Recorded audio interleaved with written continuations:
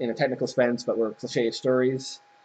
Um, the thing is, James Cameron, he, if nothing he ever did was good, apart from Terminator, which isn't true, obviously, but if it was true, I would still have infinite respect for him for that because he created this basically, and he wanted to be the director so badly that he was willing to work for free on this.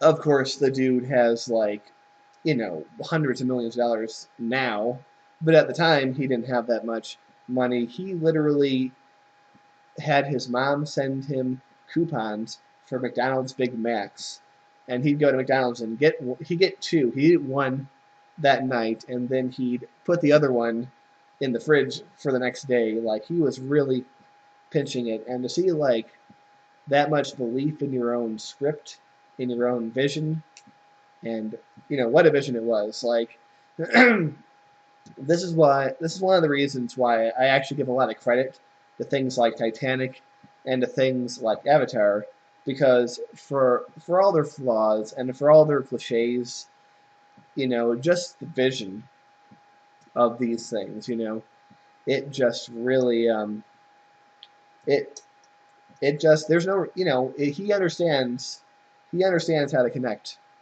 and that's why Titanic and then Avatar in their respective time periods became such massive, massive hits. You know, it's not too hard to understand.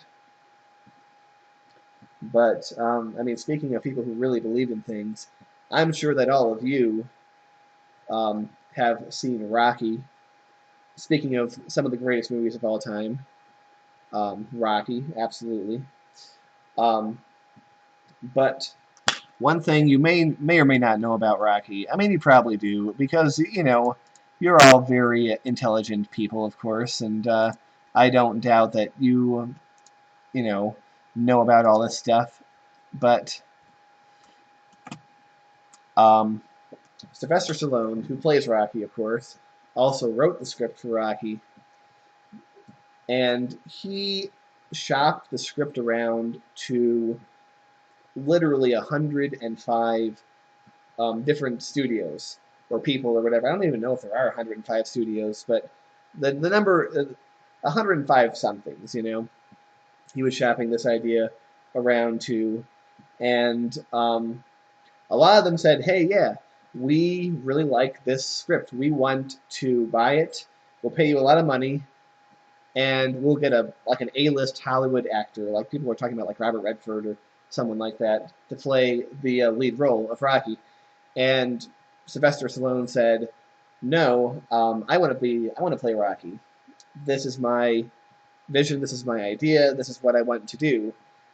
And the studios all said, "Well, who the hell are you? You're nobody. We have no idea who you are. What have you done in the past? You appeared in a few porn videos. True story, by the way. You're nobody. We don't want to take a chance on you." But finally, after 105 rejections, I mean, imagine that. Like, imagine asking out 105 girls before one said yes, and just persevering through that heartbreak, that literal heartbreak. But he did, and Rocky was made, and it became the phenomenon that it is, and it became an international smash sensation. And it turned Stallone himself into a massive movie star.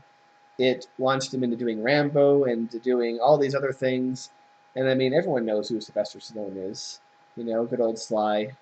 He's just a great guy too. Just a truly self-made person in the truest sense of the word. A guy with attitude, with grit. He isn't just one of these Hollywood, you know, pieces of crap out there that just sort of, they sit in the circle jerk of everyone else and just get their way forward through there. He's not one of those guys. He really became who he became because of his drive and determination. Also, maybe why he's Republican too. Yeah. Yeah, excuse me, had a little cough in my throat there. But yeah, what a good guy. And also, one thing that I didn't know until very recently is Prince, the musician recently deceased, Prince.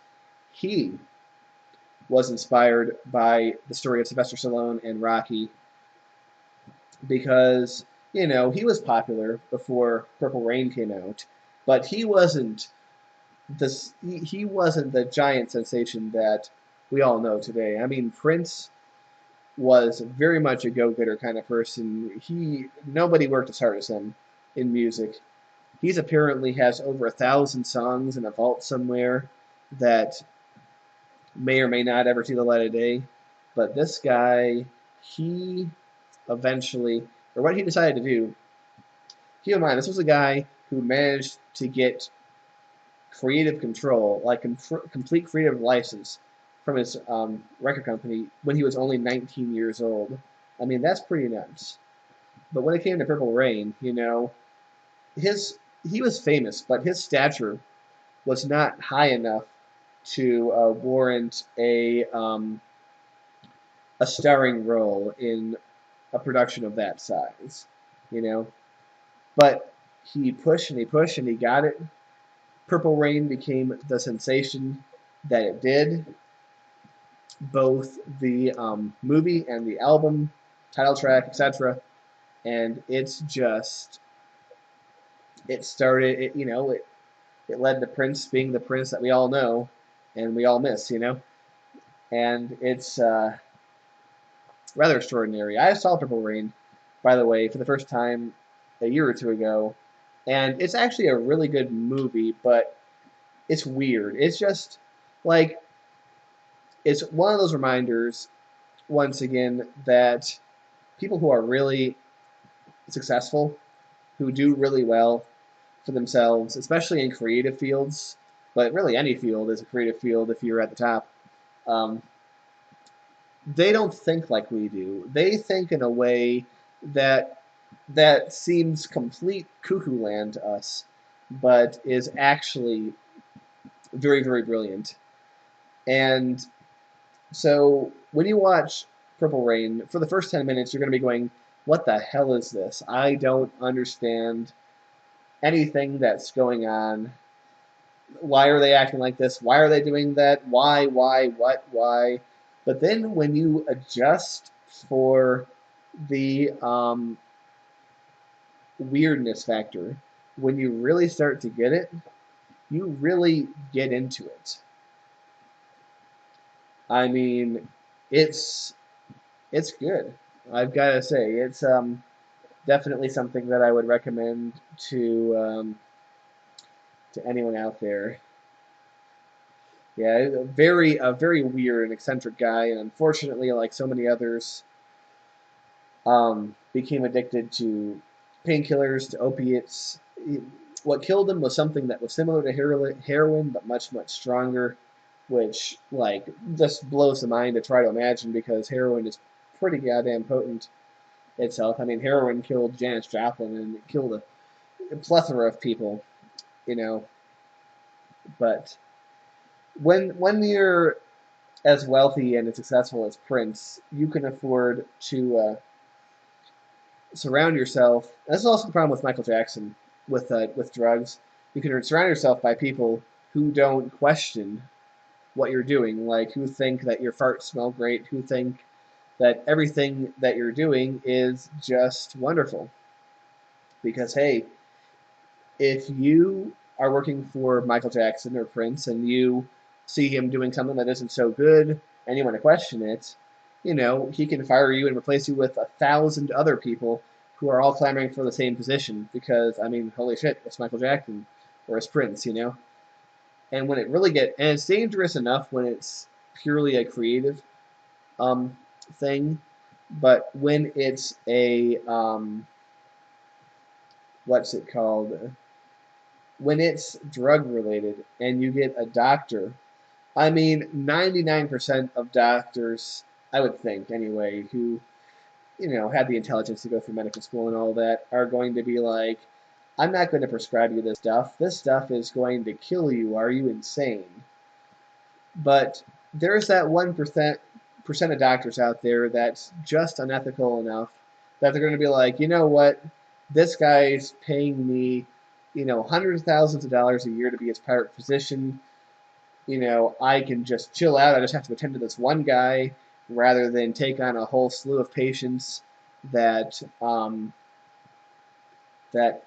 I otherwise would have to. You know, then he wants me to do this thing which I don't really, which isn't really ethical, which isn't really healthy. But you know what? He's paying me to do it. If I tell him no, he's going to fire me. I'm going to go back to the hard work of having to, care for all these patients. It's just going to suck. What the hell? I'll prescribe him this stuff. What's the worst that can happen, right? He's a smart guy. He can take care of himself. And lo and behold, just like Michael Jackson in 2009, and now Prince. More Michael Jackson really than Prince in this particular instance. They often die, and the doctors get indicted, they get blamed, and yeah, they deserve the blame because I mean, they deserve the blame, but also we have to understand that the superstar that hired them also gets the blame too because they could have picked an ethical doctor, but instead they picked a yes man, and that leads to what happened. But it's very unfortunate. It's tragic, which is why I think the earlier that you become famous, the more messed up you're going to be. Like child stars are the most unhinged people that you'll ever see. I mean, I used to listen to Danny Bonaducci's radio show here in Philly before the whole station got canceled. His show didn't get canceled; the station got pulled. But he is an example of a former child star, and obviously, of course, Michael Jackson himself is probably the biggest example of a child star who just went nuts. I mean, I don't believe that he ever molested any kids. That's just my personal belief. I just don't think that there's any evidence to support this, really. However, he did spend an awful lot of time around kids. And the reason I did this is just my armchair psychology. I'm no expert, but I think that what happened was because he was famous at a very, very young age. I mean, the Jackson 5 was going when he was like 5, 6, 7 years old. He never had a childhood. Not really. I mean, if you read about his childhood, it was messed up. I mean, his father was a nut. I think he's still alive, actually. He was and is a nut. Just an absolute loon. Probably and just pushing his family to do all these things. And also, I wouldn't doubt that he was abusive, too. He probably hit his kids. He did all these things. And his older brothers and such. Like, I heard stories about Michael Jackson's older brother would be having sex with a girl, when they're on the road, and little 6-year-old Michael would be trying to sleep just a few feet away. Just really strange and horrible things that no child should ever have to go through. And because of this, Michael Jackson never really had a childhood.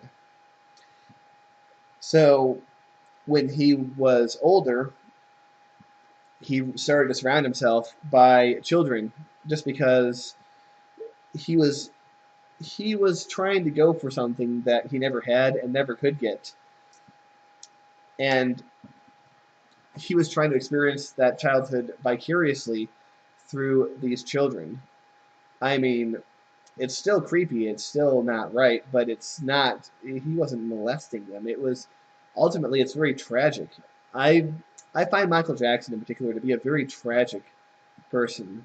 And I just feel sorry for him, all the things that he went through. And of course, like I said with the drugs, what happened was, well, for one thing, I'm sure as a kid he was exposed to tons of stuff. But in the 80s, he was shooting an advertisement for Pepsi, and some pyrotechnics went off at the wrong time or something, and he ended up getting severely burned. Poor guy. Like, just his scalp was red, part of his hair was burned off, and that event caused him a lot of pain, as you might imagine. So that that set him down the route of doing these painkillers, and that just snowballed. And from there, and I think this happened sometime between Thriller and Bad, sometime in that time period. And like, sure, he was already a bit of a loon before that, but that's when you started to see his sort of strange behavior really take off. After that, starting in the late 80s and especially into the 90s. And what you ended up having happen was a lot of these mothers who sent their kids to Neverland Ranch to hang out with Michael Jackson. Okay, number one, warning sign number one, if you're a mother, if you think that sending your children to a sleepover with a pop star, any pop star, if you think that's a good idea, you know, there's some there's something wrong with you, you know. You're already kind of a strange, odd, and untrustworthy person, number one. And number two, what ended up happening is a lot of these, or I shouldn't say a lot, but a couple of these women really saw dollar sign potential in suing Michael Jackson and alleging these things.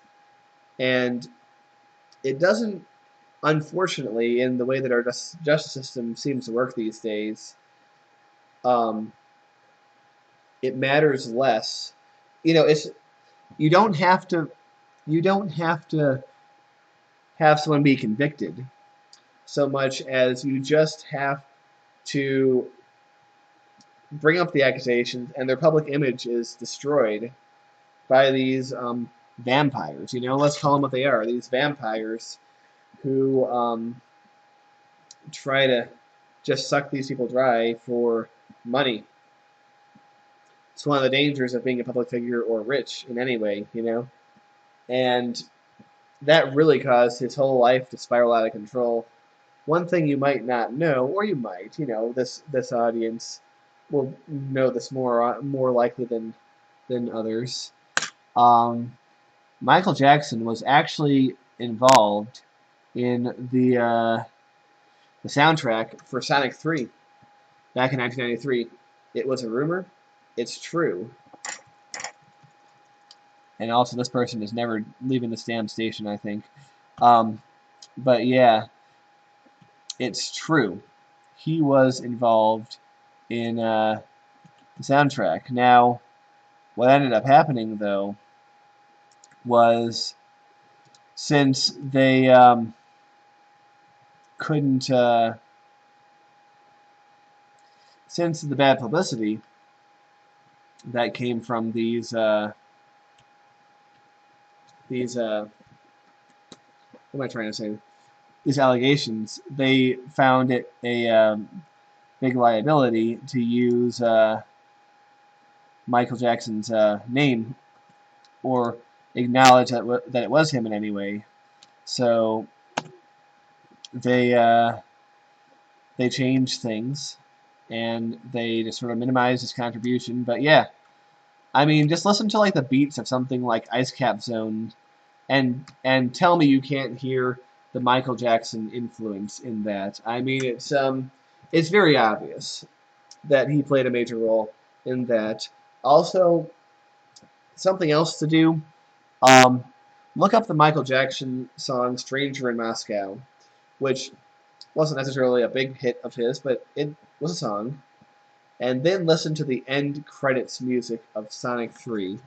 not Sonic 3 and Knuckles, the original Sonic 3, you'll see what I mean instantly, you know. And poor guy, this was 1993, and his career, he became the butt of jokes after that. It was really unfortunate what happened to him. Um, you know, people gave him the nickname Jacko, you know, which I think is a really mean nickname, isn't it? Jacko, you know.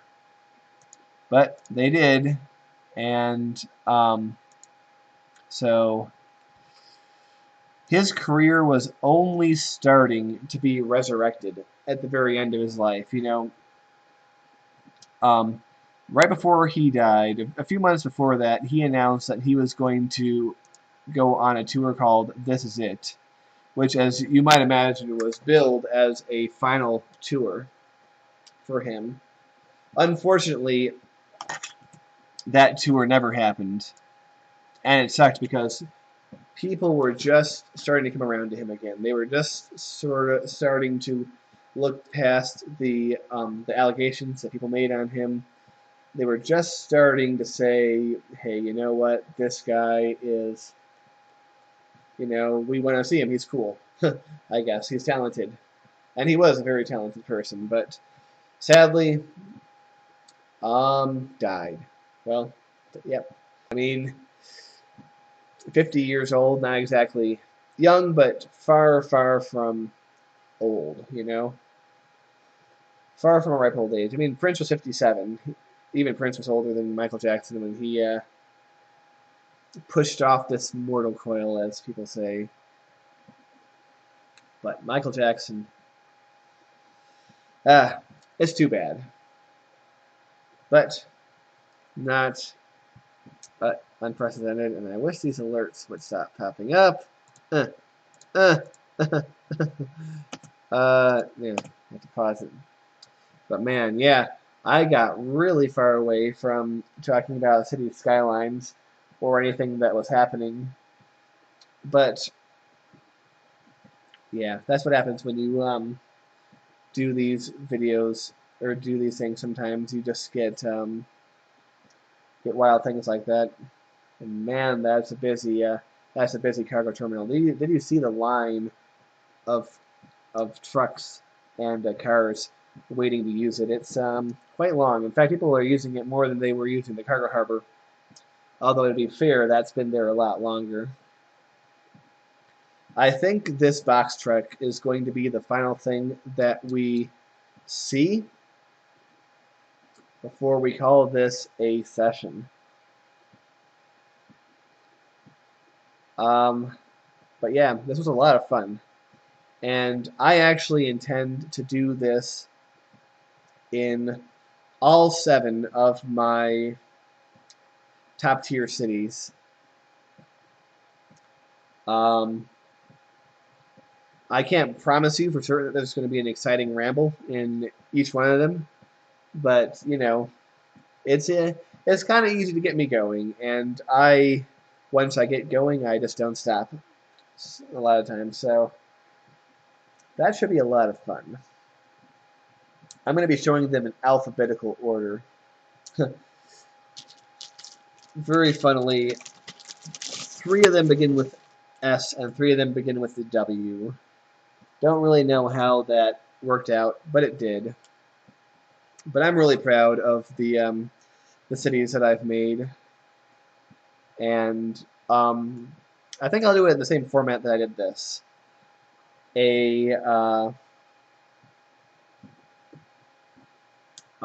Just an overview video, followed by a series of riding in cars, buses, trains, pedestrians, whatever we can find, because this city certainly is very fun to explore. But in my opinion, the next couple that we're going to have are going to be even more fun. I don't necessarily have a favorite, but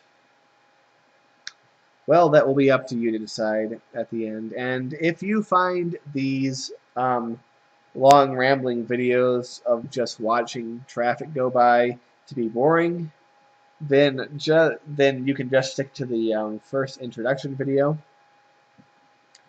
and not worry about any of these videos. So I think that's safe enough to say. And also, let's play City Skylines. Let's build a city. Will it happen? I'm thinking probably yeah. Now that my technical problems seem to have gone away, or at least loosened themselves to a manageable level, I think the possibility of a Let's Play where I build a new city is greatly increased. So we'll have more word on that later. I'm certainly going to be asking you guys what you want to see in terms of what kind of city, what kind of terrain, what kind of building philosophy, whether you want it to be more organic, whether you want it to be master planned, whether you want it to be tropical, European, like all these things. I really want your input on these things. So, I mean, we're going to talk about this more later, but if you want to give your opinion now, feel free to do so, because I'm open to suggestions at any time. So, we're going to leave you with this image of this 8-way intersection in the center of town, which is kind of crazy and fun and cool. And man, I gotta say, this city, it's rad. I like it a lot. I hope you like it a lot. So ladies and gentlemen, this brings us to the end of this little session. Thank you so much for watching, and see you later.